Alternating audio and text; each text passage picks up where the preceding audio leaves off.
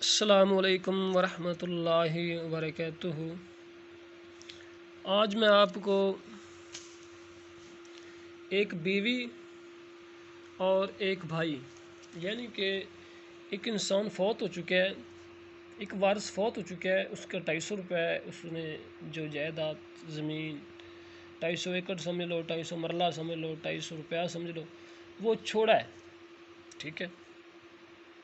وہ اتنی رقم چھوڑ کے گیا ہے، اور نمبر 1 پہ کنڈیشن آتی ہے وصیت اس نے کی نہیں، قرض بھی اس پہ نہیں تھا، کفن دفن ہے جی، وہ رشتہ داروں نے کر دیا، ٹھیک ہے جی۔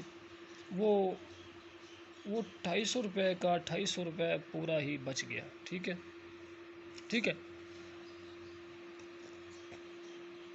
یہ مکمل کا مکمل 250 روپے بچ گیا۔ اور نمبر 2 پہ آ جاتی ہے کنڈیشن جی، ماں باپ بیوی خامد، ٹھیک ہے۔ اور ماں باپ وہ بھی فوت ہو چکے ہیں، ٹھیک ہے۔ ان کے ماں باپ اگر ہوتے بھی تو اس کی جائیداد پھر اسی طرح پیچھے ہٹ کے آنی تھی، اور پھر انہوں نے اسی طرح تقسیم ہو جانا تھا، ٹھیک ہے۔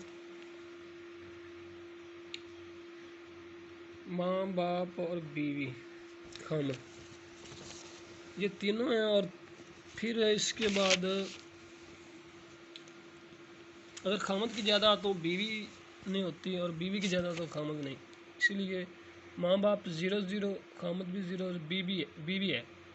اگر اولاد نہیں ہے اس میں نا، دیکھو اولاد نہیں ہے، صرف بھائی ہے، اولاد نہیں ہے، اسی لیے اس کا ماں باپ کا اسی لیے 1/3 لکھا ہے، اور اس خامد کا 1/2، اور بیوی کو 1/4 یعنی کہ چوتھا حصہ پوری جائیداد میں سے، یعنی کہ 250 میں سے 62.5 یعنی کہ چوتھا حصہ ملنا ہے، ٹھیک ہے۔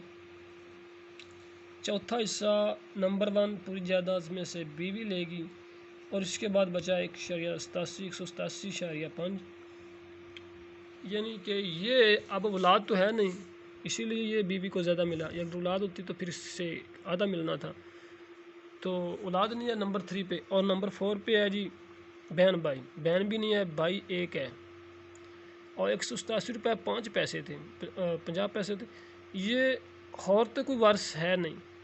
اب ساری کی ساری پراپرٹی اس بھائی کے پاس آ گئی، یہ 187.5 روپے یہ اس بھائی کے پاس آ گیا۔ آپ ہمارے چینل کو سبسکرائب کریں اور بیل کے آئیکن پہ کلک کریں تاکہ آنے والی ہر ویڈیو آپ تک آسانی سے پہنچ سکے۔ تھینکس فار واچنگ، خدا حافظ۔